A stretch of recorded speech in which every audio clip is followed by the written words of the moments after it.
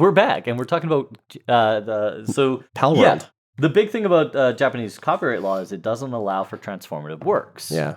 So, like in Canada or the United States, if you were to take, say, Homer Simpson, right, very heavily copyrighted character, but you change it enough in a way. Boomer Plimpton. Yeah. Yeah.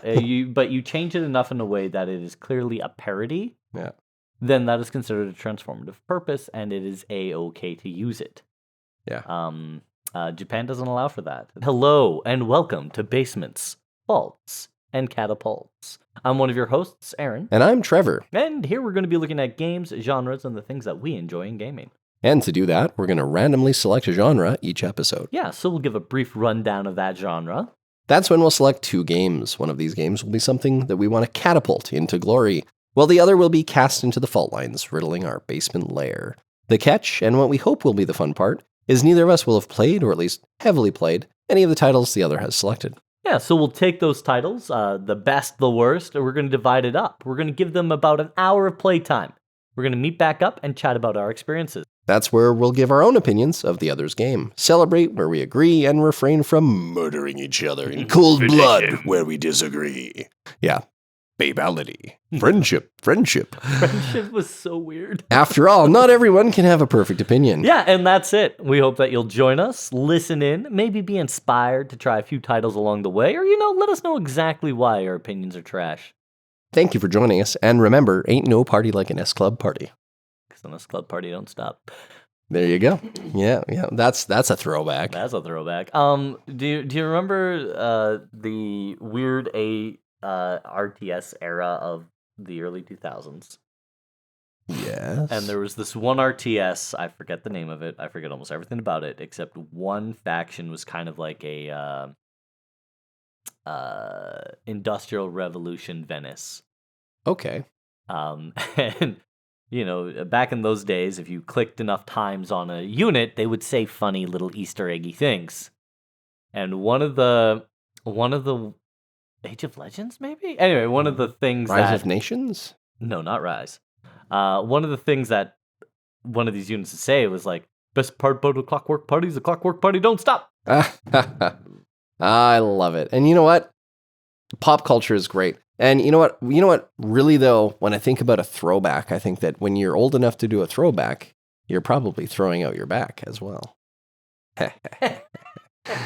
Yeah. Actually, you know what? I actually did throw my back out. Did you? Yeah, I don't know what exactly I did. I can't remember, but my hip was out of alignment with my spine and I had to go to the chiropractor. It's been good since, but apparently it's from leaning forward. If I'm working on a computer at a workstation and I lean forward too far, it puts so much strain on those muscles that they weaken and they pop out and it's not good. So if you're over the age of 40, please do your stretches before you do any lifting, bending, breathing, shoulder checking. Stretch in the mornings. It takes maybe 10 minutes of your day out and you're gonna be grateful. Indeed. So we have our genre selector. Doom. Yes, and guess what? What? I modified it. What'd you do? I have a button that says roll, and I put the number in and I hit roll and it rolls that many times. Oh! I did the thing. You did the thing. We talked about this 4 episodes ago. So now we don't have to wait for me to click it 13 times. Yeah, now we just enter 13 in. We do. Speaking of which, I have the Dice of Doom, and this dice will determine how many times we tell the roller to roll. Yes. And roll the dice. Rolling the dice gives us a whopping 17, my friend. 17. See, this is great because I just hit roll. And, wow, we have two rows of puzzle. Wow, I haven't done a puzzle in forever. I think that was one of our first episodes. We did Portal and that room one.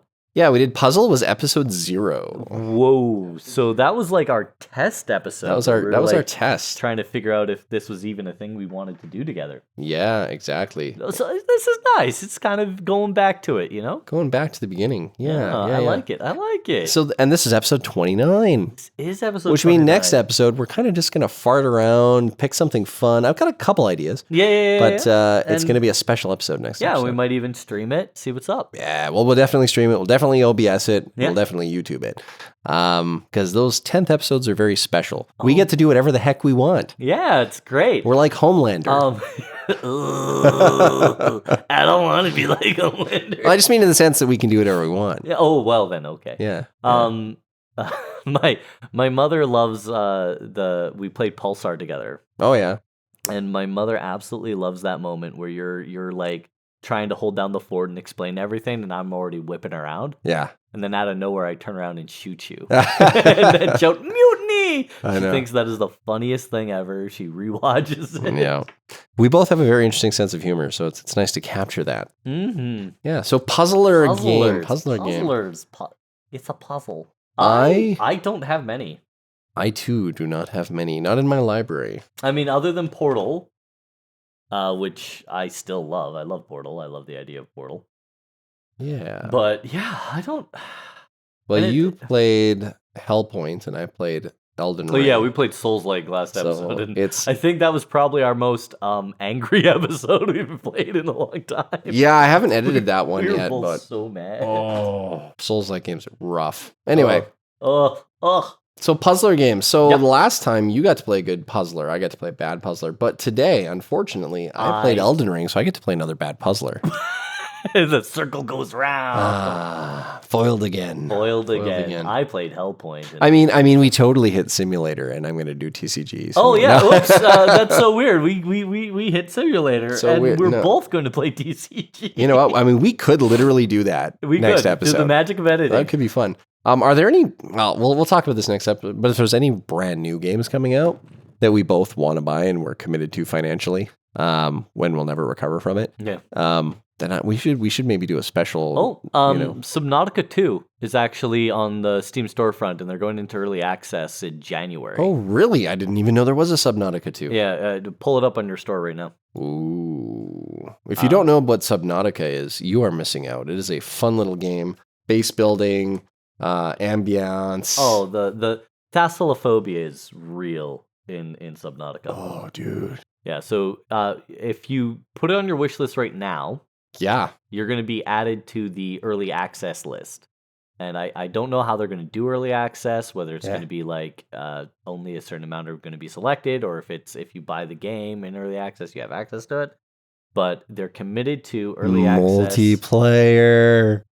Baby, yeah, it's about time. Early access, they're committed to having multiplayer out of the gate. You have no idea how exciting that is to be able to play a multiplayer Subnautica game. Dude, back in the day, me and my bestie, we tried to get, there's a multiplayer mod for, It's so janky. for original, Yeah. and it's bad. It is bad. But we wanted it to be good, so we kept trying. I played Subnautica since it was early access, since there were only like 2 biomes available. I got into, like, I with Subnautica, I did do the early access route with them. Yeah. I don't exactly, I'm trying to remember. They, like, I got to it later than you did, because they had more than the 2 biomes, but I don't know how much more of the 2 biomes they had. Right. They didn't have the story added yet. They didn't even have the opening cutscene added yet, where you're fumbling around in your escape pod and you get knocked out by that loose panel. Mm-hmm. Didn't even have that. They had like the audio where it's like ejection. And you're like, oh no. Mm-hmm. Mm-hmm. Yeah, I don't know, man. Subnautica 2 is a game that we're definitely gonna have to stream and play together for sure. We're like doing it. ASAP. Soon as access is available. Write it on your calendar. Well, and that's the other thing. Will there be any like non-streaming rules that they put down? Right? Yeah. Because they do that from time to time. Ooh, Have you played Outer Wilds? I have actually. You've beat it, I'm assuming. I've beat it, yes, but not in the. There's an expansion. Oh, you've played Surgeon Simulator? I have never played Surgeon Simulator. Dude. Like, I'm aware of it as a game and like the shenanigans. I absolutely love the fact that it was made in like a game jam. It's so here's the thing. It's not like it's not rated as a puzzle game, but it very much kind of is. You have to solve the thing. Like you've got to figure out how to get his heart out and put the thing in. It's not listed as a puzzle. Feels like a puzzle game. I don't think I can get away with that though. No, it's Yeah, not. I don't think it's not, right? But damn, is it good? Okay, well, we'll move on from that. I'm just trying to find puzzles. So I don't have any puzzle games in my library that I can offer you. I have yeah, I got nothing. Yeah, I got nothing. I'm gonna see if I can find something that I've at least heard of, or something that I've been interested in a while. Nah. Marvel Puzzle Quest. It's free. Marvel Puzzle Quest. I mean, let's see. I mean, looks is like it at least highly rated?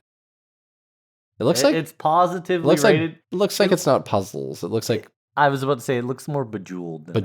and yeah, it's not a puzzler. What a joke. What a joke. What a joke. What a joke.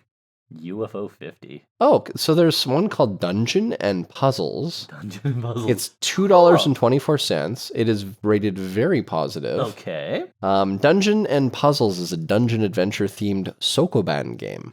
The movement and direction. What is Sokoban? Let's find out. Let's find out. Better not have any similarity to Pokemon or they're going to get sued. Sokoban. Sokoban is a puzzle video game in which the player pushes blocks around in a warehouse, trying to get them to storage locations. The game was designed in 1981 by Hiroyuki Imabayashi. Okay, so it's like all right. Well, that's the style of game. So this is a Sokoban-like. So the idea is that you're in a dungeon and it's a puzzle and you have to move the things.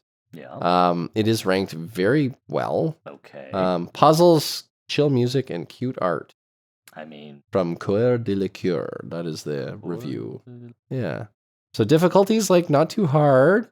Overall, very good, fun game. All right. Hey. So I mean, I think that's the one I'm getting. I think that's what you're getting. I think you're getting Dungeon and Puzzles. I'm currently scrolling all the way to the bottom of the puzzle section in the ratings because oh my god, there's one Steam called... only allows you to rank in ascending order. Yeah, there's some really poorly descending order.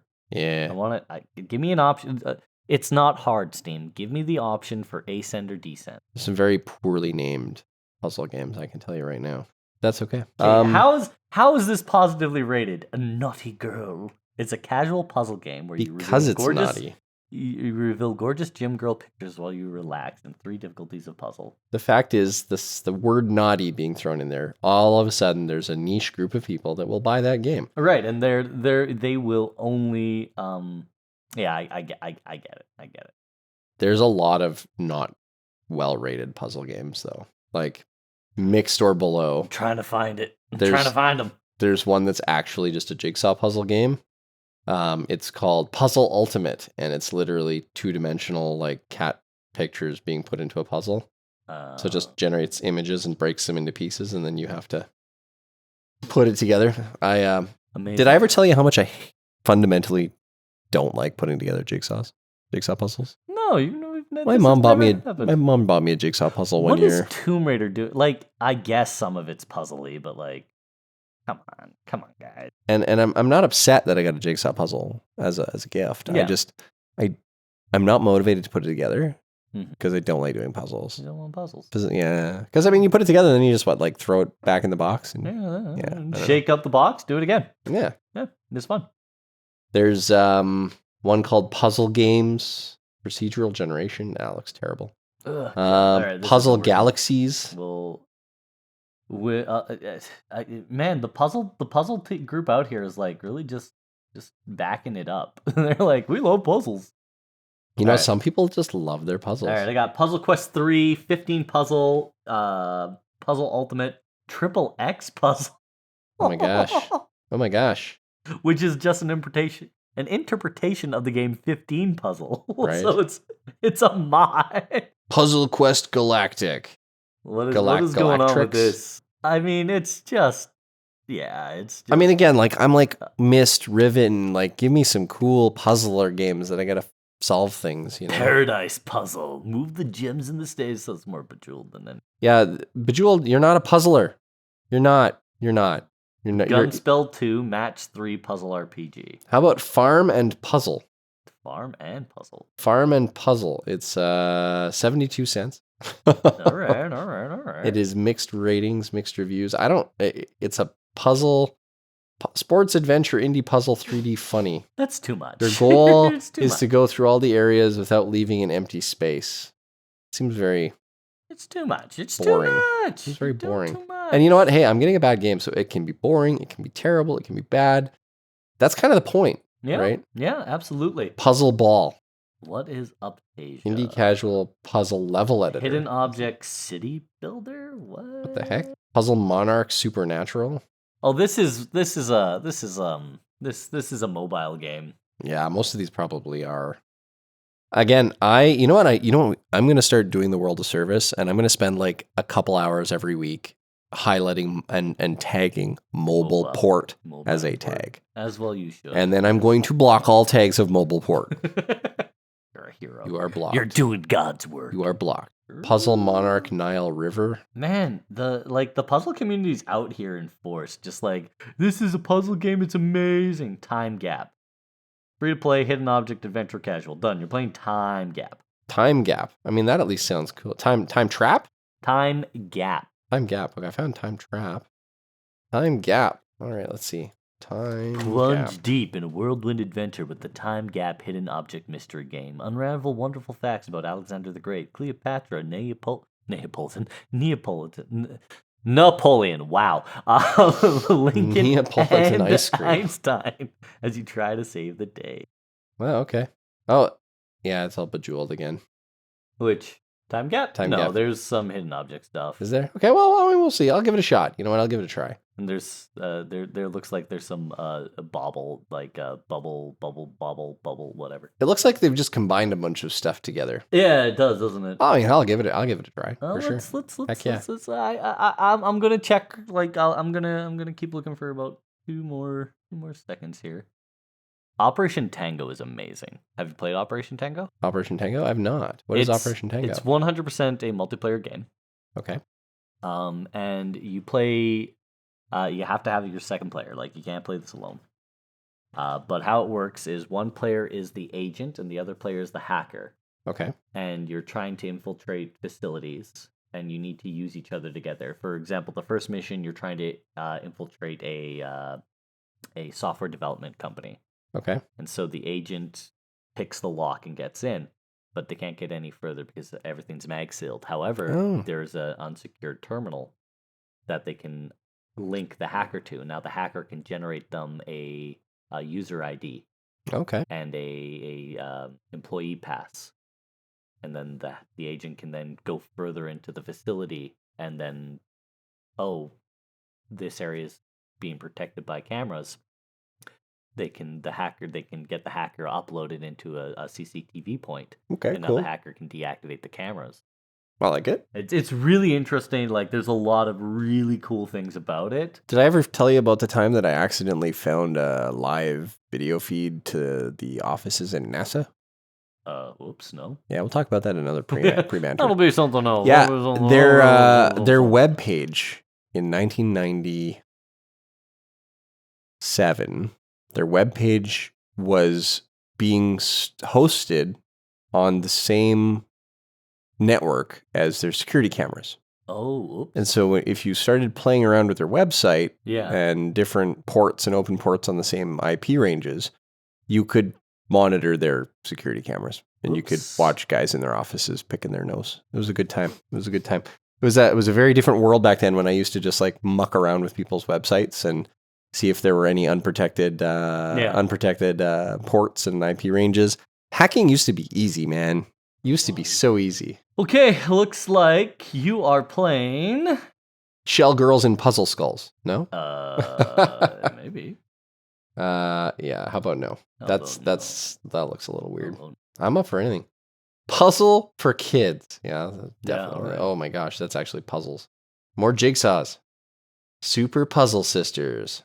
Looks like a weird Bejeweled again. Why do people think Bejeweled is a puzzle game? It's not really. It's hard.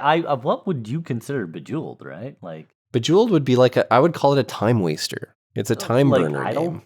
It's an idle game. Yeah, like it's a time burner. It's a Connect 4. It's a right? Like it's absolutely. Connect 4. It's essentially Connect 4. It's a slightly more advanced Connect 4 for people who get dopamine hits from lining up the colorful things and having them go. And then it makes all the noise. Like that's why slot machines are so popular, right? I will never use a slot machine that has a digital display. I will only ever use a slot machine that is a mechanically warm band with ka-chonk. Yeah. If the things are spinning, I will trust it. Although now they're all just computer controlled anyway. They're all based off of a computer chip. Ooh, Jigsaw Puzzle BDSM room. How about no? What's that game called? So I can totally avoid it and never, yeah, I would never want to play that game. Remember when Steam had like standards? I was about to say, I don't actually. They never had. There was a time when Steam had standards, and that was before they approved NSFW stuff being on their platform. And they were still trash. I mean, I think, hey, it's a huge market. They're gonna make lots of money. I can see why they did it, but I'm still a little mad about it. You're against it. I'm a gamer, man. I just wanted it to be a gamer platform, not a peeping dorm manager. I just no. Oh yeah, that was a real thing. Yeah, that just came up on the list again as I'm going through puzzle games. Guys, that's all right. You're playing Time Gap. Time Gap. Okay. And I'm playing Dungeon and Puzzles. Yeah, it should be $2.24. It's exactly $2.24. I like it. Yeah, puzzles an interesting genre because there's never like a AAA puzzle game. Yeah. But yeah, I will give Time Gap a try. And I mean, it is highly rated, so I mean, I've got high hopes for it. Yeah, right. Time Gap. I mean, it sounds cool. Right. Except it's probably like, you got a gap in time? Come burn some of that for us. I actually, I'm just going through our list here, and in our Loading the Catapult, we talked about Dragon Ball Sparkling Zero. I still haven't bought it. It's like $119. I can't justify that. No. So I'm going to buy it.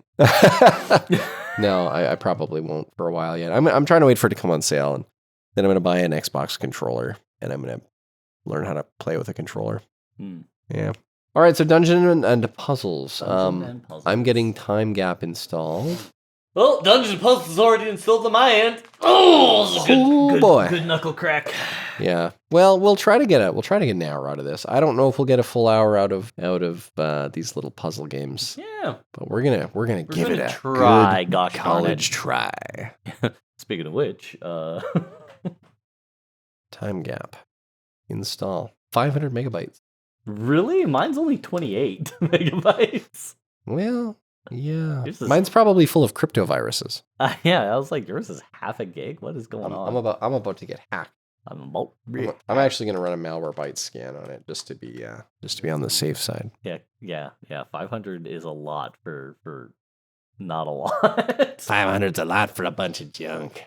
You'd think Steam would be a lot more aggressive about that. I know that Steam is pretty careful about not having like viruses on their platform, but they have been caught with their pants down a couple times. Yeah, absolutely. And that's what happens when you allow NSFW stuff on your platform, is you get caught with your pants down. Hey-o. I'd laugh harder, but I'm sad about it. Yeah. Yeah. I still think it's funny. It's funny. I mean, it is hilarious when you think about it. But yeah, so I'm ready to get started. Are you ready to get started? I'm ready to get started. Well, let me set a timer for 1 hour. I got the hour. 1 hour. You got an hour going? I got an hour going. I will leave the timer for you. Boom. All right, we'll see you on the other side. We're happening. Good luck. Have fun. I will. Don't. What? That's hard to die. There's no dying in a puzzle game. Well, there can be if it's a scary puzzler. Unless GLaDOS is involved, we should be fine. Right? Ooh, baby. Ooh, baby. All right, I gotta get out of here. Like, do you sure you want to leave? We're going to keep giving you things to win more points. Look at all the points you have. You can never leave the game, and you must transact more microtransactions because, oh my god. So, yes, I'm back from playing my game, and I can tell you that I am not only uninstalling Time Gap, I am going to remove it from my account. Is it going in the vault? All well, right. I guess we'll find out.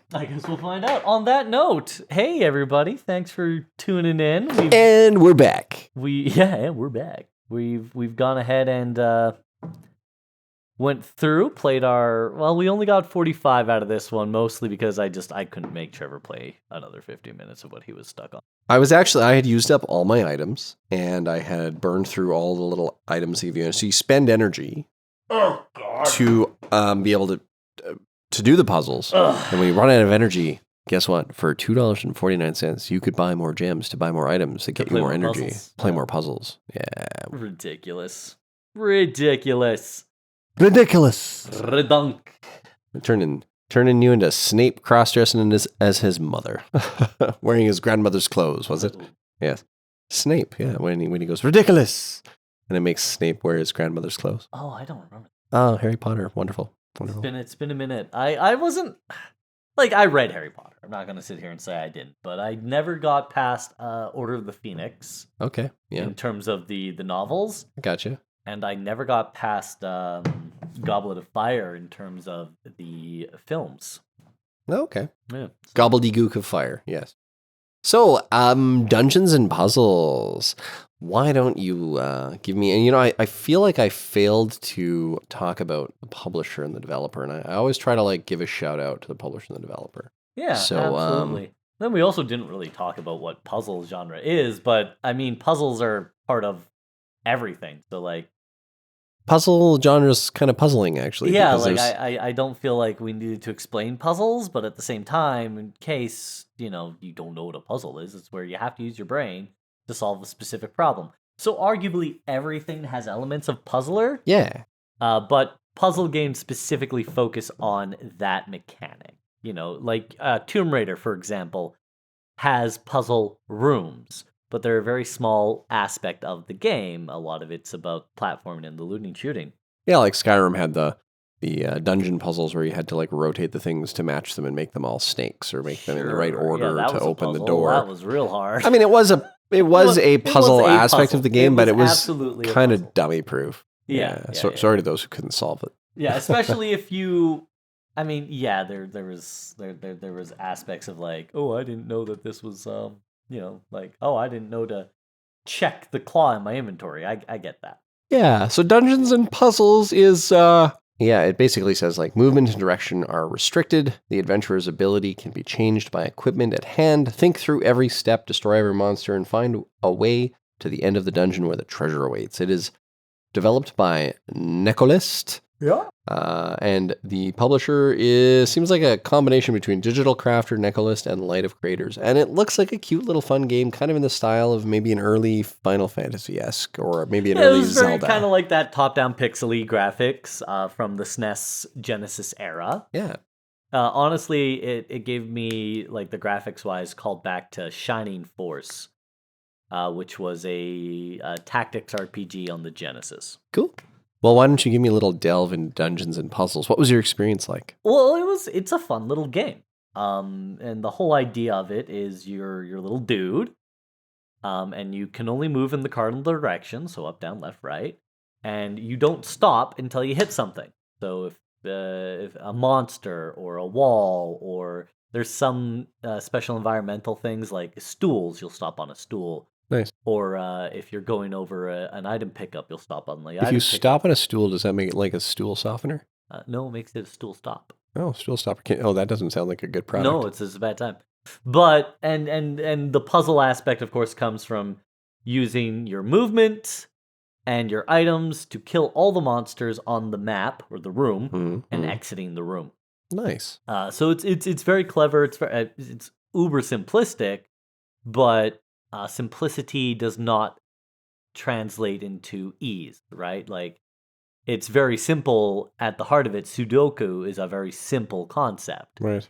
The complexity comes when you start adding all of these simple steps on top of each other. Makes sense. So yeah, it's very much that. I had unlocked the second set of rooms, and it looks like each room each set consists of about 7 rooms, or floors rather, I should say. Mm-hmm. So I unlocked the second floor. I was using the bow and arrow and sword. And the bow, of course, is ranged. And what's interesting about the bow is not just range, but when it kills an enemy, the arrow spawns where the enemy was. So you can now use that arrow to stop your movement. Oh, okay. Right? So there's some interesting puzzle interactions there. It is a very well thought out, very involved puzzle game. Very cool. And if you're a puzzle player or you just like to stretch your brain a little bit, It's great. And you can spend as much time or as little time with it. You could solve a room and then be like, cool, I've solved my room for the day. I'm moving on with my life. Or you could, binge and clear a floor. I like it, but yawning is I contagious. apologize. I yawned full on, and Yeah. you got it. We always yawn a little bit after we're gaming. We should start a little mini game in our podcast where we count the number of times we yawn after playing a game, and it's like the yawnometer. And that's the big thing about puzzles is like they're very chill Hmm. and they're not overly stimulating until you either hit a hyper complex one and you're like, this is stupid, and you get frustrated, or you finally solve a puzzle that was very complex and you get that little dopamine hit, right? Yeah. But not every room is going to be hard, not every room is going to be that involved, and you slowly start to get mind numb. Luckily enough, I hadn't quite gotten to the mind numb aspect yet. But still, it's a very interesting game, really cool concept. I really liked it. The graphics are very charming. Like they're not winning any awards here, but it's a very cute pixel. Again, for me, it calls back more to the Sega Genesis because I always felt like the Sega Genesis was more blocky in terms of its graphics, whereas the Super Nintendo was really trying to be more lean. Yeah, speaking of Sega, I really miss Sonic and Knuckles. What a great game. Oh man, and you can plug it into the What a great game. plug cartridges into cartridges. What a cool concept. Mortal Kombat 2. Mortal Kombat 2. Back B. Come here. Back. I was always a Phantasy Star kid. Phantasy Star on the Sega Genesis was like... Did you ever do Phantasy Star Online? I did, actually, on the Dreamcast. Oh, cool. And then my cousin got it on the GameCube. Nice. Yeah, I think there was another very popular MMO that was on consoles. Maybe it was also oh my god, what was it called? MMOs did the console launches. Yeah, I can't remember what it was called. Okay, I'm sorry to park No, this off here. absolutely. MMO games on console. I remember my brother used to play it a lot. I never really got into it because there was the Matrix. It was a fantasy style game. But it was a console MMO, and it was like, oh man, it was like, the name of it is on like the tip of my tongue. Interesting. Yeah, I've got to find it now. What was roughly the year? Mid 2000s? Early 2000s. God, and the graphics were terrible. I want to say it was on PlayStation, maybe. PlayStation 2 was the first. It might have been PS2. Yeah, PS2. There was RuneScape. Wasn't Phantasy Star, was it? No, it couldn't have been Phantasy Star. Phantasy Star Online was more futuristic. Was it RuneScape? Because RuneScape's graphics are absolutely trash. It wasn't RuneScape, Ragnarok? but it was the second game entry into the series. MMO games early 2000s. Asheron's Call 2? Wasn't Asheron's Call? I'm just looking at like all the. I feel like messaging my brother and just being like, "Hey, what was this game that you used to play that was like online?" Lineage 2, maybe? No, it was before Lineage 2. Maybe it wasn't an MMO per se, but it had the MMO. Like you were in a group, you went and you did like dungeon grinds, and you got items, and you. I'm trying to remember the name of this game. My brother probably won't even remember, but it was an early multiplayer game. Wow. It was the second one. It wasn't. It was pre-Guild Wars. The graphics were terrible. Graphics are terrible. I want to say it was PlayStation. It might have been. Couldn't have been. PlayStation didn't have a modem. Yeah, PS2. PS2 was the PS2 multiplayer fantasy games. EverQuest Online. EverQuest. That is the game. It was EverQuest. EverQuest. Oh, wow. He used to play a lot of EverQuest. EverQuest was a weird one. It's like it has the most pedigree. Yeah, initially, March 16th, 1999. That makes sense. It's still available. Like there's still an EverQuest out there you can play as a player. But was it on PlayStation? Yeah, EverQuest 2, PlayStation. I think it was on PlayStation. But anyway, Sony Online Entertainment. So yeah, he used to play EverQuest 2 all the time. Yeah. Sorry to go on that little tangent. I just No. Absolutely. I know exactly what it's like to get stuck on something and be like, I have to know the answer. I just love going down memory lane when we're talking about games. It just sparks so much so much memory. Yeah, which you know? is it's such a cool thing about video games is that they're tied to such moments in our lives. Like I I remember when I think of Sonic the Hedgehog 2, Sonic Mm, 2, I remember so many key moments in my life. It was Sega Genesis was the first home console my family owned. mm, Uh we had just finished the basement. We lived on an acreage at the time. yeah. I remember being downstairs playing Sonic 2 on the TV and the Oak Entertainment panel. Like I remember it all. Yeah.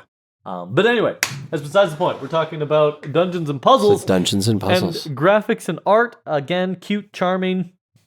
It's very serviceable. This is a solid 6. Oh, okay. Cool. You know? Yeah, like it's kind of a pixel game. Yeah. Right. No, it's hyper and But it looks good. it looks nostalgic. Good. It's a Yeah. good nostalgic game. And again, people sit there, well, 6, that's not very good. 6 is good, guys.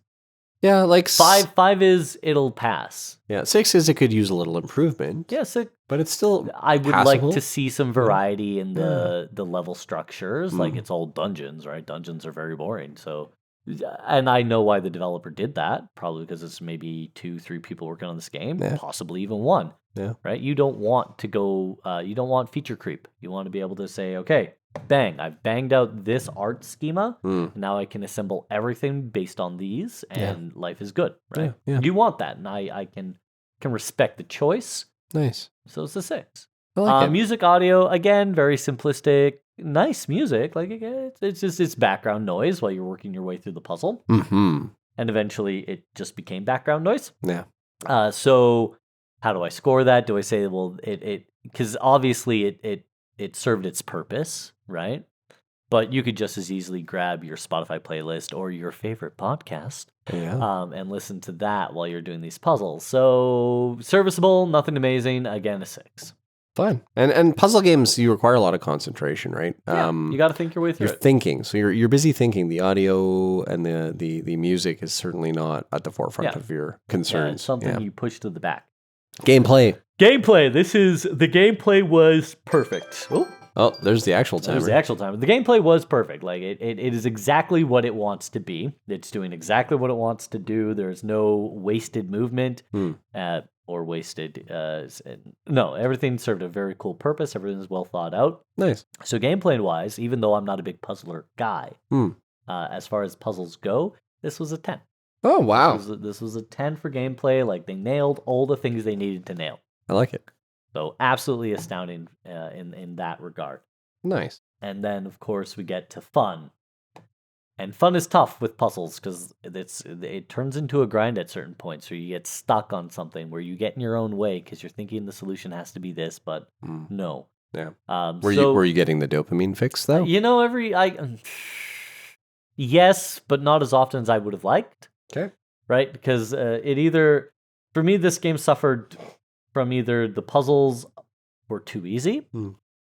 For me, right? This is 100% just my experience. Either the puzzles were too easy or the puzzles were too hard. There was no sweet spot in between. Sweet. Right? So there were moments where I was like getting that dopamine fix, and there were moments where I was like, done, right?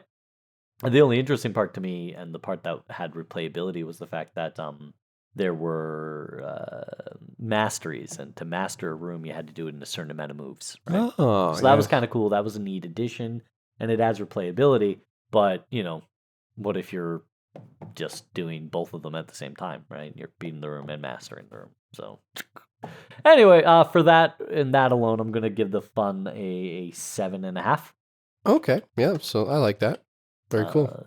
And yeah, that overall, I had a really great experience, and I would definitely catapult this for under $3. It's a great puzzle game. For games like this is 100% like you either only have 20-30 minutes to game and you can't really get involved in anything, or you're in a situation where you can't 100% commit to something. Like for me, this would be amazing on a hour-long flight. Oh, yeah, okay, that'd be fun. Something like that, so right? To pass some time. Yeah, like not a big boy like an 8-hour flight, like woof. But for a little, like you're just getting up to cruising altitude and then back down. This is perfect. I like it. Yeah, and so that gives your general rating 7.4 as an average. So Yeah, it is a better than good enough game. Yeah, absolutely. Yeah. It won awards. Nice. Well, And yeah, as far as catapult or fault goes, it's a catapult, baby. Nice. Well, I would say leave a review. The game doesn't seem to be having a ton of reviews. It doesn't seem to. On that note, we really should get our own Steam, like the Basement Faults and Catapult Steam account, so we can start doing Basement Fault Catapult. Ooh, I like that. That's a good idea. Yeah, but I think don't you have to own the game to put a review? I guess. Oh, okay. So, time gap. Yeah, there. I seem to have lost about 45 minutes. There's a gap of time in there somewhere. It's just gone. So yeah, it touts itself as one of the best hidden object games with beautifully drawn hidden object scenes. Debatable. Yeah. So basically you get into the game and you start out, you got Cleopatra, Abraham Lincoln, and Albert Einstein, and a few other guys. They're all there, to be like, hey, guess what? We've got microtransactions. And so that automatically loses points for this game for me, hands down. But as far as it being a puzzler game, so you kind of get given a room full of objects. Yeah. Some are drawn in, some are like clearly not fitting into the art style so that you can tell they're an object you need to click on. But for the most part, you're in like an Egyptian tomb and you have to find a scarab. And okay, there's a, engraving a scarab on the wall. So you click on that. Object. So it's an object finding puzzle where they give you a list of objects you need to search for. And they kind of alternate between a list, like a text word of objects versus like a kind of a silhouette of the object that then you have to figure out which silhouette that is, try to match it. So yeah, it's, it starts out that way and then you kind of pass the level and it scores you based on time. How long did it take you to find all the objects? You get bonus scores, you earn gems and you earn gold. And that's where the microtransactions come in because once you've spent all your gems and spent all your gold, they go, hey, guess what? For $129.99 US, you could buy more gems and buy more gold. What a bargain. For a free game? Amazing. Bargrubthor's hammer. What a savings. What a savings. Yeah, it's not a savings. I hate microtransactions. Oh God, we've spent preambles talking about microtransactions. Yeah, and so you also get to there's different things on the map, like a storm and a tornado and some other things you can click on that give you like mini games. So you have the match the colors with the bubbles and pop the bubbles, and then you have match the pop the colors and get all the balls to the bottom of the screen. You've got kind of like a Bejeweled style type thing as well, where they give you a little bit of a challenge, like do it in 56 moves or less, and I'm like 8 moves in and I'm done. Yay! They go pop the balloons in 12 moves or less, and you do it in 3 or 4. Oh, so you feel good about yourself. Well, yeah, they've got this scoreboard thing, multiplayer scoreboard thing, where they show who's the top scorers. I don't know if it's this week, this month, this year, or for all time. But they show the top 3 scorers, and I was either second or first on every single one that I did. And by the time I'd been done playing in 45 minutes, I was getting first on every single puzzle as far as points, bonus points for time to complete. And so the puzzles are silly, simple. But they do kind of, if you're paying attention, they kind of activate your dopamine receptors. I did the thing, and I got bonus points. Just the word bonus, you're like, oh, yo, I'm number one. I get a bonus. And then it's you're number one. And I'm like, am I number one? Or are you just telling me that to give me that dopamine to make me feel like I'm competitive? They already said they were the best. So we know their relation to truth is a little. Yeah, I think they might be using the force on me, these are not the droids you're looking for, right? Yeah. You don't want to sell me death sticks, right? Yeah. But they do want to sell you death sticks, and they will at every opportunity be like, do you want some, would you like some death sticks? Do you want more? Do you want more? Why is it called death sticks? Because it'll kill you, but oh baby, is it a good baby, time? The higher you get before you die. Yeah. Is it a fun time before you go? So they kind of route you through these puzzles, and different locations open up. So you have access to 3 or 4 locations at the start.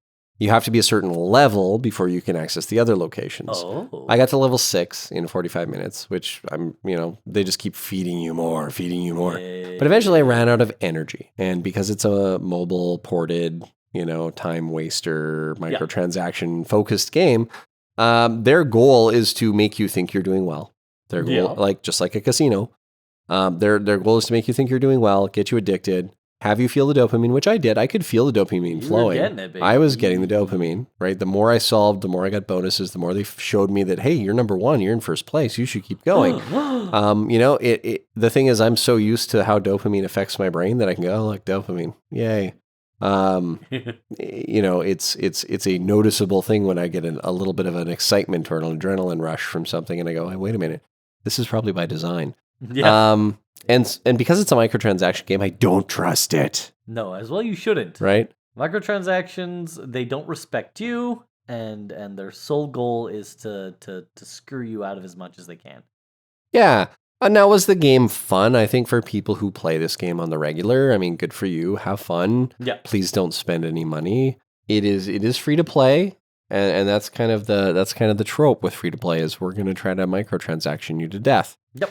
100%. This game, even if it was not free to play, if this was a game that you paid money to buy, I would not pay more than $10 for this game. So if you have spent more than $10 in microtransactions, please reconsider. Please reconsider. This is not a high quality game by any means. Yeah. The mechanic, the addiction mechanic that they're utilizing is effective. And I know that because I could feel the dopamine kicking in. So it is an effective mechanic. So you got to be careful with games like this because their goal is to take advantage of your addiction. Yep. And make you spend more money. No, absolutely. On a whim. It's extremely predatory, these games. Yeah, they want to try to target impulsive people. And I have ADHD, so I mean I am impulsive, but I have awareness of it. So it's easy for me to go, oh, I'm getting impulsive. I'm being manipulated somehow. You know which game got me impulsive where I actually spent money was gacha games. I played. You gotta get the pretty girl pictures. I gotta get the next unit that's gonna make it easier for me to take on like even the Final Fantasy gacha games. It was like, super wholesome, super just drawing on your nostalgia, but you're like, just for another $5.99 I could play for another 3 hours to unlock Locke from Final Fantasy VI. That would be cool. And then I could get a Moogle and a Chocobo. And I love a Moogle and a Chocobo. Chocobo? Right? Mokobo? Chocobo? Chocobo? Yeah. Oh,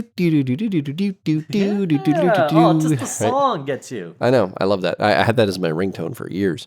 But my point being is that I have befallen to the microtransactions in the past, and not to large sums of money. I think the most I've ever spent, maybe $100 in my lifetime, I've spent on microtransaction games.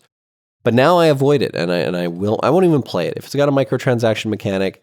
It is designed to gamify your need for addiction and your fear of missing out to make you play. So everything with microtransactions is predatory, and you should steer clear from it. And also, you should be a little bit cautious about DLC for most games, because a lot of games you look and there's like, oh, the game is $29.99. There's $1,400 worth of DLC. Yeah, avoid those games. They're going to do the same thing. They're gonna prey on your addictions. What's that? Oh God, it's the horse in Skyrim. Well, you know what's ridiculous about the horse is I've made fun of the horse. You've made fun of the horse. Everyone's made fun of the horse. People still bought the horse. Yeah, people still bought the horse. And the thing is, it sold more. It made more money than the entirety of StarCraft 2. Yep. For a $2.50 microtransaction DLC horse, which is basically just horse armor, wasn't it? It was just horse armor. It was literally horse armor. It did nothing. Yeah, it did nothing to help your game. Yeah, it was horse armor. Yeah. And at the end of the day, I'm supportive of it. Like, yeah, if you're going to have paid something, right? I loved Skyrim, and I did not buy the horse armor, but I did buy all the other DLC, like the story editions and like, the Hearth and Home and all the other little additions. But I'm for it in the sense that, like, I'm playing Satisfactory right now. I bought it when it was at its cheapest on early access, when it first was on early access. But I want to give more money to the studio that made the game because I love the game and I think they deserve to make more money. And I've bought some of their merch because I want to support that. Yeah, absolutely. And for me, buying that stupid little horse armor is no different than buying a t-shirt or buying merch. And I think that if it's for something that you enjoy the game and you want to buy that little stupid thing as a way to kind of show support for the developer or the game that you love, then it's important. But in the case of Time Gap... You know who doesn't need support? Bethesda. Blizzard. They're doing okay, guys. Yeah. So yeah, I mean, this game, Time Gap, has nothing. There's no value to add to you in spending money in this I game. hate to hear it. So I'm going to get into ratings because, I mean, obviously it's just game mechanics and puzzle solving. And don't get me wrong, I kind of enjoyed it, but graphics and art, okay, it's a 4 out of 10. The graphics are terrible. It's, it's bad. It's bad. It's bad. It's bad. These beautifully designed artwork in 2D, like it's artsy, but it's not, like, for a video game, it's not intriguing. It's not interesting. So yeah, I mean, the art style was kind of like an afterthought to the microtransactions, right? So 4, music and audio. I had my headset on. I had my volume turned up. There was nothing. There was no sound. There was no audio, and there was no music. What? Now, I don't know if that was a glitch or a bug or something, but I didn't hear anything coming out of my headset at all. And I checked. I made sure I played a little video. I made sure that I had audio, and I did. But the game was not producing any audio. So music and audio, I will give a 0 out of 10. Wow. Well, because there was nothing there. There was nothing. And maybe there was. Maybe the game was glitching. I don't know. But, I checked it. I was getting sound, but the game was not passing sound through my headphones. So it gets a 0. It gets a 0. As well it should. Gameplay, from a puzzle standpoint, the gameplay overall, if there were no microtransactions, I would probably give it like a 7 out of 10. Nice. But because there's microtransactions, you get a 1 out of 10. Yeah, no, 100%. Punish microtransactions. And please, for the love of God, stop normalizing it, people. We need to stop letting them do this. Yeah, we got to kill microtransactions, folks. We got to end the microtransactions. All these little sweatshop video games slapped together, companies that are taking advantage of people and microtransactioning them to death.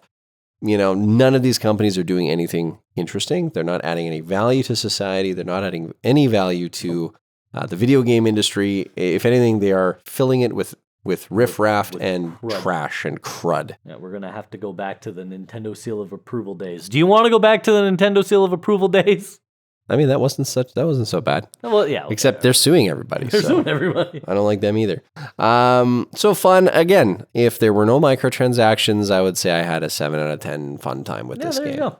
But every other chance they got was, hey, microtransaction. Hey, guess what? Hey, you can buy, microtransaction.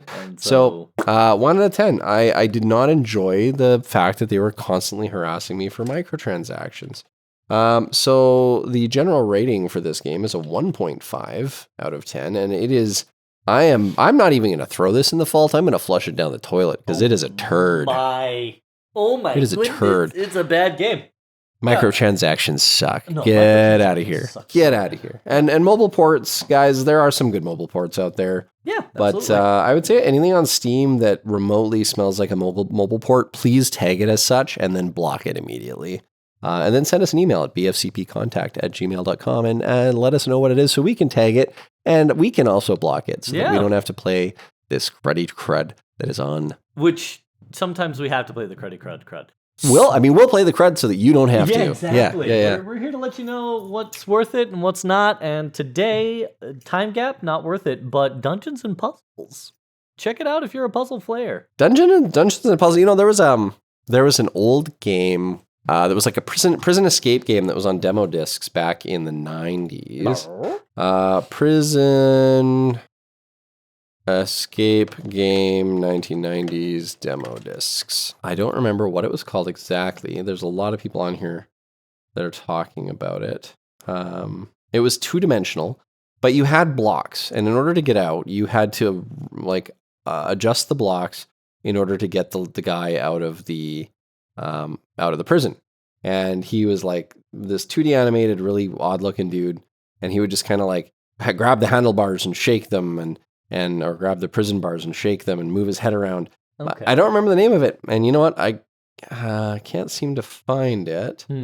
There's people calling Relentless, no, Framed, maybe not. But it was on a silly little demo disc. There's a lot of people talking about it, but no one can seem to remember the name of it. Huh. And it was around the same time as like the original Snake for PC that was all abandonware and on demo discs and stuff.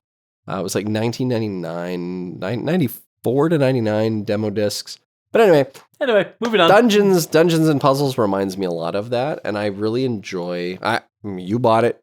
I might buy it because I like the move the thing. It's less than $3. It's at that price point, it's 1,000% worth it. Yeah. I think regular, it's like $7. Yeah.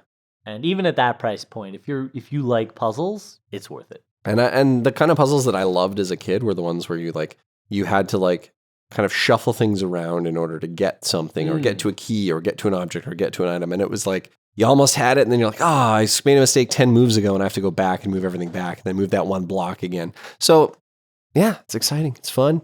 Dungeons and Puzzle, it's a catapult. Get out there and give it a try. My favorite puzzle game was something called The Incredible Machine.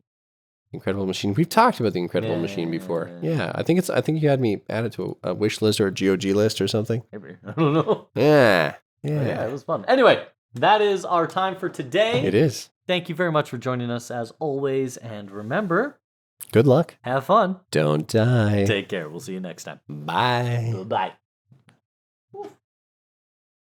And that's our time and the end of our episode. But don't feel sad it's over. Be glad it happened. From the two of us in the basement, thanks for tuning in. Join us next time. And feel free to send us any feedback on our socials or send us a direct email at bfcpcontact@gmail.com. And if you're really interested in what we're doing, join us on Patreon, where we will have loads of behind-the-scenes stuff and uncut takes as more episodes are released. Patreon.com/basements, faults, and catapults.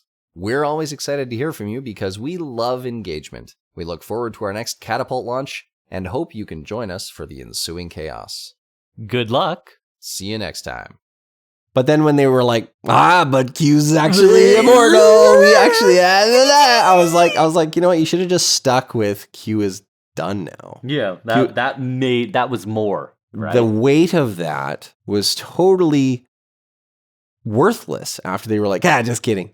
And I'm like, guys, when you write something so good as this relationship that has gone on since the first episode of the first season of Star Trek Next Generation, and then you're going to write out John Delancey as Q by being like, Q is, something's different with Q. Either he's dying or evolving or becoming whatever his next form is, or that there is actually a potential end to the Q for whatever reason. And then they're like, just kidding. I'm like, guys, you got to commit. You got to commit to... You got to commit.